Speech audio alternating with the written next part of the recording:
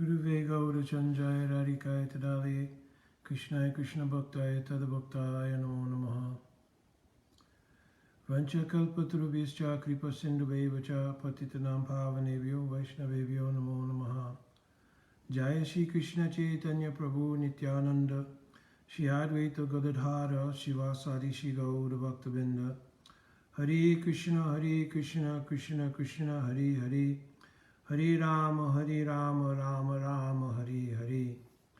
Dandavat Pranam devotees.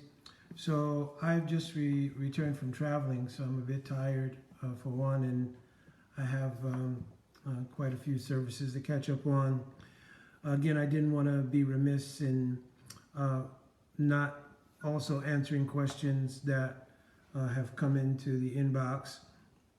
And of course, one question I received while I was traveling, but because there were so many people and there were, quite a few conversations going on, I wasn't able to give full attention exclusively to that person, that question at the time. So I'm following up to give a more complete but not long answer to the question that person asked. And that question was about hearing about kirtan standards. So one thing I will recommend right off the bat is that the person had actually heard a class given by one of the authorities, ISKCON authorities, regarding kirtan standards. And so I would recommend the person that I know of is extremely nice, cordial person. So I would recommend that you can go and you can directly speak with them and express your questions and what your doubts are, so forth and so on.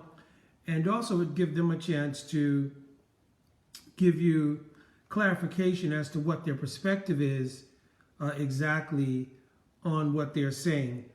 Based on the tape that you shared with me, and I'm only giving what I've understood from Guru Sadhu Sastra. So I'm not trying to make a counterpoint to that person, so forth, so on. I don't want that kind of dichotomy. It's not my intention. So again, I would recommend that you can take the information here that I'll share, and you can go and you can sit and have a reasonable conversation with that person and get your doubts removed, or just both people can get clarification. The second question, which I'll deal with first, was people writing about a podcast. I did not see the full content of the podcast, and it was regarding the idea of Vaishnavi Diksha Guru. And I've spoken to this previously. So I don't really want to give a long answer. I'll just make this pretty simple. First of all, historically in the Gaudiya line or Gaudiya tradition, there have been Vaishnavi Diksha Gurus. So, of course, immediate reconciliation is that we have a historical track of the fact that there are Vaishnavi Diksha Gurus. Secondly, I've never read one verse regarding the qualifications for Guru in our Gaudiya canon that deals with something outside of qualification to be Guru. Whether it's Tasmat Gurum Papajeta, Tadvidi Pranipatena, whatever verse we have read about the nature of Guru, nothing about gender has been mentioned, but rather qualification has been the key element of describing the nature of Sadguru. Secondly, Jiva Goswami and Srila Prabhupada has quoted it in the Chaitanya Charitamrita, Adi Lila chapter 1, text 35, in the purport. He quotes Jiva Goswami's Bhakti Sandarbha. And there Jiva Goswami's clearly said that initiation should not be based on social, hereditary, customary, or ecclesiastical considerations. And Srila Prabhupada goes on to say that one should simply try to find a genuine spiritual master for advancement in spiritual life. So if a realized persona comes in the gender of male, female, we won't make distinction there. We'll say there may be some social implications or something else, but on the transcendental platform, our aspiration is for pure bhakti. So where there is pure bhakti, that's where we will go. So also as a secondary part of that, this is not an endorsement of sociological considerations. Like, for instance, whether or not we should deal with the social issue of equity in terms of maybe there should be so many African-American gurus, so many women gurus, so many Latino gurus, or any other bodily designation. So that's just not a spiritual interest. A true spiritual interest is who is qualified guru, who is either Sastrayukti, Sunipunya, Dridashara Yandra, Uttamarikari Se, Tare Sangsara, even if that person has not fully realized their bhajan siddhi.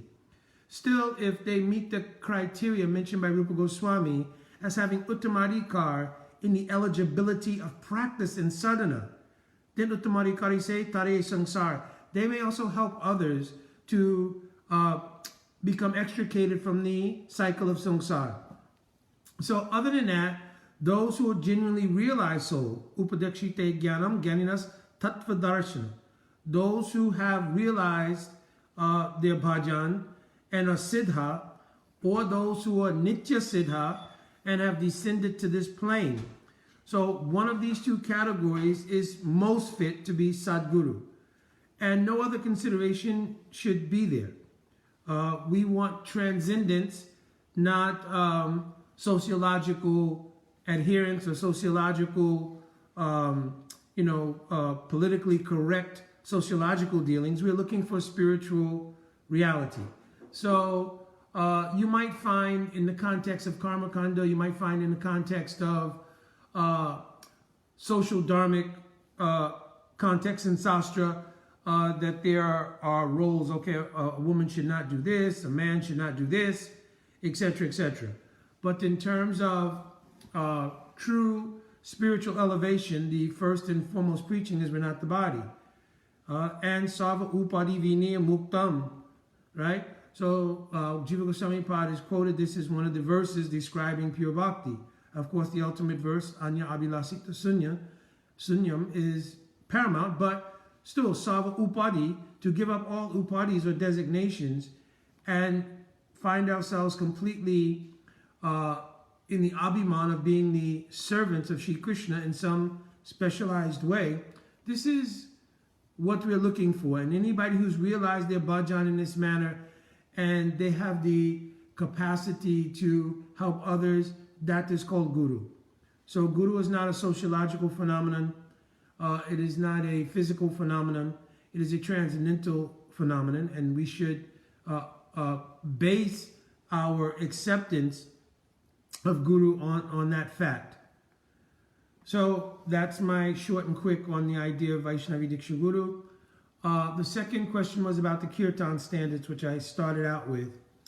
So from the lecture that I heard, the devotee who has many years of service to Srila Prabhupada and is, from all that I know of that devotee, and I don't want to see anything in the comments regarding any criticism of devotees. This is not my purpose for presenting these question and answer sessions, and I don't want to be part of any aparad or any sort of mode of criticism. These things are meant to help just provide whatever I've gleaned from Guru Sadhu Sastra, and again, I've always made it public so that I can have the benefit of being enlightened myself if there's some other considerations by senior Vaishnavas. So basically the crux of the tape was around the fact that there are many things which have evolved in Kirtan, which by the feeling of this particular devotee don't meet the standards of what Srila Prabhupada had instituted as Kirtan. And many anecdotal examples were given and histories from other devotees about times when Srila Prabhupada intervened when there was some inappropriate addition or something regarding the Kirtan. In most of those cases, because I'm trying to make this pretty short, most of those cases there was some obvious introduction of some element into the kirtan, which either was apasadantic or rasabas. Or Srila Prabhupada felt that that particular addition related to the adhikar of the devotees at the time was inappropriate. So under either one of those conditions, Srila Prabhupada intervened and made a direct correction to that addition to the kirtan, or some misstep in performing the kirtan. So, and even when it came to instrumentation, I've read that Srila Prabhupada gave standards for instrumentation during kirtan, etc., etc. So, in any case, Srila Prabhupada intervened in cases where there was a direct apasadantic or rasabas element in the kirtan. Srila Prabhupada would stop it and have it corrected. But there are some things which we don't have a record that Srila Prabhupada stopped or corrected.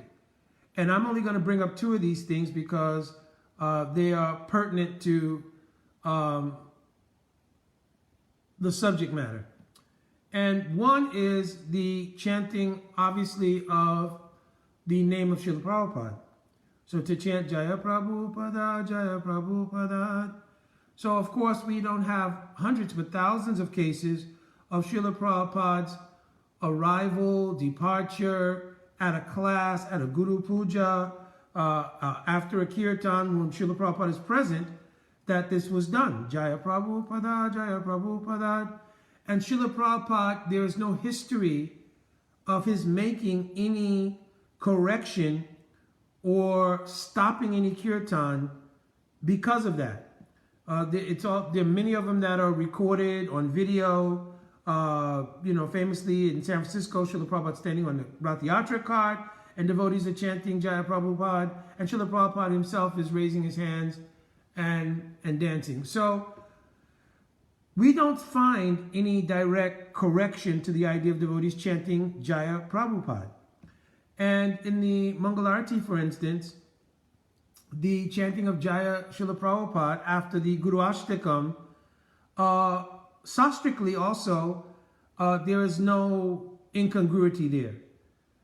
I did hear on the tape something that I don't personally agree with, but I'm an individual. I'm just giving my perspective from what I've understood from Guru Sadhu Sastra. The Guru Ashtakam is a personal dhyan for each devotee in the morning regarding their relationship with Sri Guru. It is not a generic ritualistic song that we just happen to sing each morning as part of, our daily ritual performance. And if it has come to that in consideration, then we're doing Niyamagraha, which Rupa Goswami warned us against. So we don't do things ritualistically. So we have to understand both the content and the purpose for which we're chanting Guru Astakam. So Guru Astakam is actually a dhyan, it's actually a meditation. And that meditation is after having arisen from bed in the morning and reaffirmed our surrender to Shri Guru, Nama Om, etc., whatever your Guru Pranam is, and then gone through our early morning sadachar, meaning, all the things we do for answering the call of nature, brushing teeth, all these different things, and then come before Shri Guru during the Brahma Muhurta hours, then we are touching the lotus feet of Guru, either directly if you're doing the Thakurji Seva, deity Seva, or by mind, and reaffirming the nature of the glory of Sri Guru in our lives. So this is an individual thing. And to go through the sequence of the Guru Astakam from the first verse, dealing with how we're saved from the cycle of samsara, it's inclusive of the initiation. There's so many deep things in Guru Astakam. I've explained in other places. I've done classes on this Guru Astakam. You can either refer to those somewhere in the files of different talks I've given about it, or perhaps I'll do another one coming up and make it specific so it's devotees have access to it.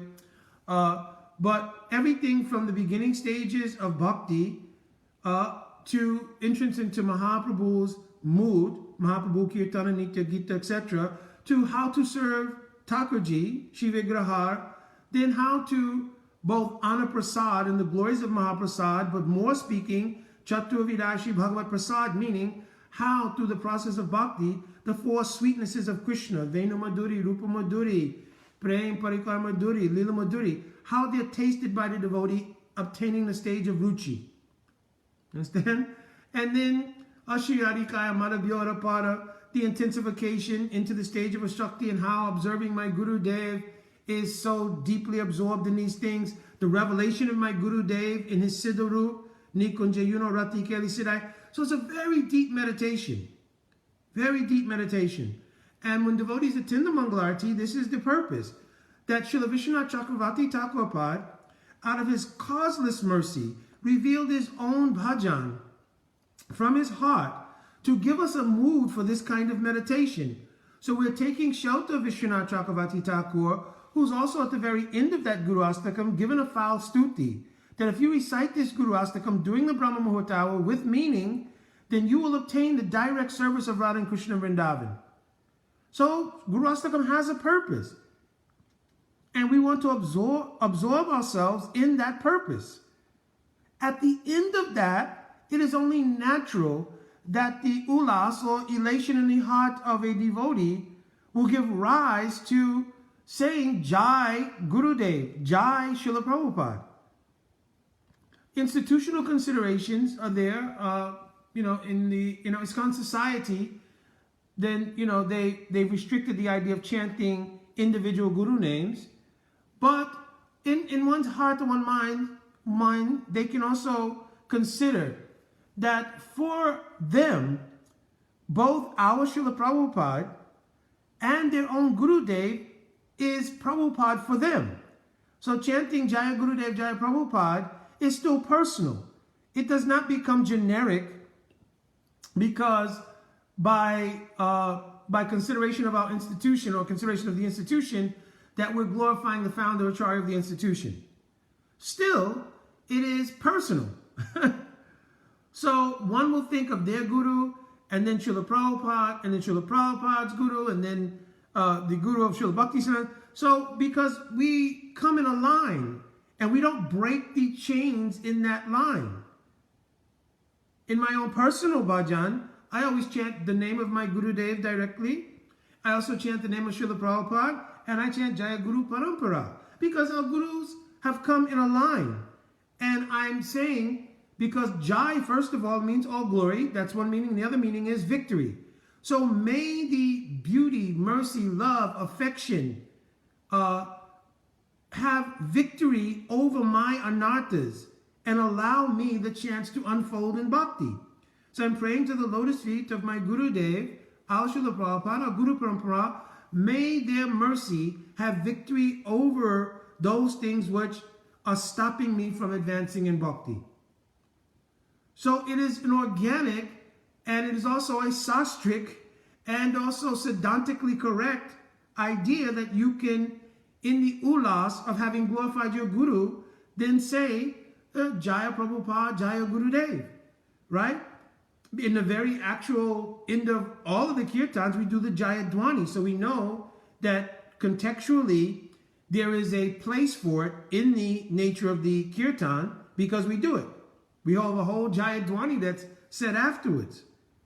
So if organically the kirtaniya who's leading then has the ulas or enthusiasm, Jaya Gurudev, Jaya Srila Prabhupada, and that course resonates with those who are attending the kirtan at that time, there is no sedantic incongruity here. There's no sastric forbiddance. Nor have we have a history that Srila Prabhupada himself stopped it. The second one is a little more maybe up for discussion, but in that regard, then I will read some things directly from Srila Prabhupada to address that. One thing is the idea of chanting, well, the subject matter I'm talking about here is the chanting of Jaya Radhe. So, of course, in Vrindavan, obviously, everywhere you go, you hear Jaya Radhe, Radhe, Radhe, right? There is not a competition. It is not either a competition nor an antagonism to the idea of saying Hare Krishna and Jai Radhe.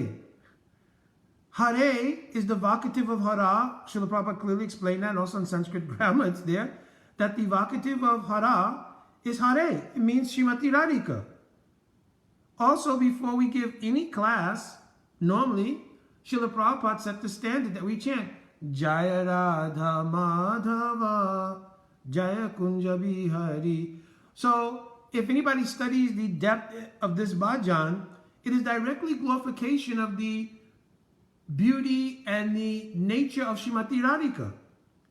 That Radhika, her victory in Kunj Vihar with Krishna is what's being glorified here. There are many elements to it, but if you understand the deeper context that Bhaktivinoda Thakur was given, you understand it's directly a glorification of Srimati Radhika. Of course, it's glorifying both Radha and Krishna, but understanding the perspective of the bhajan is directly glorification of Radhika. I'm willing to have that discussion with anybody. I don't want to make a statement that I'm not willing to be supportive of in a conversation. So, it directly is a glorification of Srimati Radhika. So, also, Srila Prabhupada has made very many statements. I'll read some of them to give context. Before I do that, also, I've never heard that Srila Prabhupada directly stopped anyone from saying Jaya Radhe in a kirtan. Now, I can understand the concern of this devotee, however. He's a very senior and very tenured devotee of Srila Prabhupada. And you see the introduction of many things which are either novelty things acquired by kirtaniyas in the search for presenting some novelty in their kirtan. And sometimes they'll come up saying things, many times which they themselves don't really understand, but it adds some kind of newness or novelty to their kirtan presentation. Also, many times the things aren't checked for either source or Siddhantic appropriateness or rasa appropriateness. So certainly I'm not at all against the idea that these things should be vetted, right? But I'm speaking especially in these two things that I've brought up under discussion here, the chanting of Srila Prabhupada's name and chanting Jai Radhe, that we've not seen Srila Prabhupada correct either of those two things. It may be that there was not a prominence of the chanting of Jai Radhe when Srila Prabhupada was present. But from Srila Prabhupada's own writings, we could glean the nature of what our perspective is in relation to Srimati Radharani, which would organically give, again, ulas or inspiration for the chanting of Jai Radhe in doing kirtan. All right, so, reading. Srila Prabhupada directly, this is quoted. I'll try to remember where, it does have all the sources here. Radharani is Hari Priya, very dear to Krishna. So if we approach Krishna through the mercy of Radharani, then it becomes very easy. If Radharani recommends that this devotee, very nice, then Krishna immediately accepts, however foolish I may be. Because Radharani recommends it, Krishna accepts. Therefore in Vrindavan, you'll find all the devotees are chanting Radharani's name more than Krishna's. Wherever you'll go, you'll find that devotees are addressing one another, Jaya Radhe. They are glorifying Radharani. They are more interested in worshiping her. This is because however fallen I may be, if somehow or other I can please Radharani, then it is very easy for me to understand Krishna. This is in the teachings of Lord Chaitanya, chapter 31. So just for brevity, I'm not going to go through so many. I may read a couple of more, but just in that one, it encapsulates Srila Prabhupada's whole perspective on how we view Radharani. Even from our condition, that I am so fallen, and I know by Radharani's mercy, Krishna will be inclined to show me mercy. Just this idea alone can give ulas or enthusiasm to a devotee chanting Jaya Radhe, Jaya Radhe, Jaya Radhe, Jai Shri Radhe.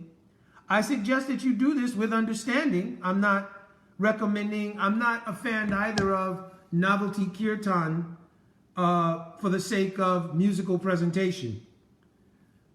So I completely understand it in that vein. And I think, I don't see any harm in vetting devotees on the basis of their utilization of these things. I think that should be done appropriately too. I don't think we should start to legislate the bhajan life of devotees, right? I think we could sit and have conversation. It'll come under Vaishnav Maitri or Vaishnav exchange. Guyate akyaprichati. Guyatam akyaprichati, right? So if it's done in Vaishnav Maitri, Vaishnav friendship, then it can be done very sweetly. Oh, Prabhu, you're singing. Do you really understand what it means? Like this, I think that they could be very wonderful thing. I think it'll be enlightening for the devotees if they don't know. And it also reaffirms to us that devotees are in fact growing in bhakti. The idea of being discouraging around these things may lead to a lack of expression from devotees, even in the manner of asking questions about their own bhajan growth, because they'll be intimidated. They feel a sense of, I better stick to a very straight and narrow conception, right?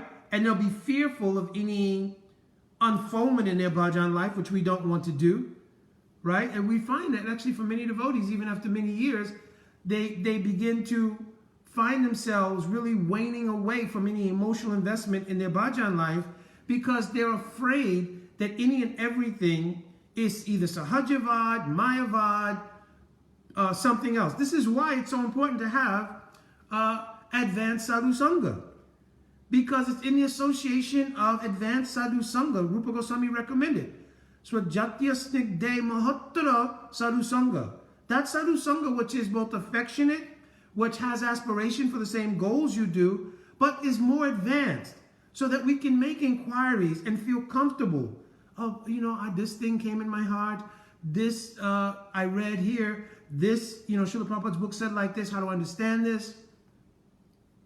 This is how we encourage devotees to grow. To put a sort of iron lid on the growth of devotees by intimidation, it can be very dangerous. I told a story, I think, in one of my last question and answer sessions of a devotee who made an inquiry about Raganuga Bhakti. Now, there were many ways to deal with it. One was to say, well, Prabhu, maybe after class we can talk about it. It is adhikar relative. So there needs to be adhikar for it, but I will explain to you how and what it is. And then you'll have some inside understanding of the appropriateness of your question and how it works, etc., etc. But rather, the devotee giving the class went into a mini tirade on the inappropriateness of it, the fact that, it's Maya, and then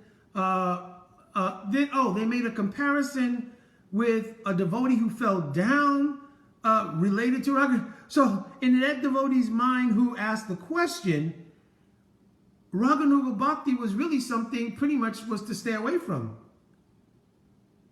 Now, we're not talking about premature ventures into speculation and, the tendencies for sahajavad. Not at all.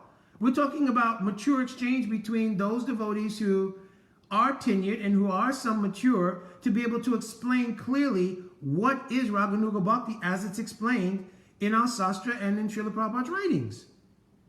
And therefore giving a younger devotee clear understanding, and on the basis of clear understanding, their natural relationship with Raganuga Bhakti and the appropriate times of approach to it, etc., would be there. Rather than giving such an intimidating exchange, the devotee shuts down. There was another case where a devotee, I can't think of the nature of the question, it was in one of my question and answer sessions, and I remember a situation similar to that where the answer was so heavy, the devotee eventually shut down and eventually left. We need to be able to explain deeper concepts of our line, of the conceptions given by our line of Mahaprabhu. And if we're unable to do that, the humility to say, Prabhu, I'm not sure myself, but we can inquire together from any senior devotee and we can have the question answered. Here is what I have read from Srila Prabhupada's books on this regard, and we can take any further inquiry to senior devotees and get perspective. Understand? And here, senior devotee means someone who's capable of affectionately answering the question, right? Because any and everybody can simply dissuade the inquiry or chastise you for making an inquiry. Everybody can do that. But we want to approach those who can adequately answer the question and out of affection help to keep us inspired to grow in bhakti. So I've veered off my subject matter a little bit, and because of as it's getting later, I'm kind of extending this. So I gave one thing, but there were several. And maybe what I will do is I will simply go through where you can look these up, because I did take down all the places. Another reference will be Chaitanya Charitamrita, Adi Leela, chapter 4, verse 71 in the purport. Another place will be a lecture by Srila Prabhupada, September 5th, 1973. Another place, prayer to the lotus feet of Krishna. I guess this is the prayers from the Jala Dut, right? The refrain of that prayer, Srila Prabhupada quotes, I emphatically say to you, O brothers, you will obtain your good fortune from the Supreme Lord Krishna only when Srimati Radharani becomes pleased with you. So there are several of these quotes from various places. Nectar Devotion, page 176. So just so many. And here Srila Prabhupada is giving the indication of what our perspective regarding Srimati Radharani should be. If anybody reading these, at the end of a kirtan, in the crumb of the crumb of a kirtan was not established only when our society was established, right, or any mat for that matter. At Kaituri, under the guidance of Janavama, Narottam Das Thakur presented kirtan, and Janavama approved that standard of kirtan.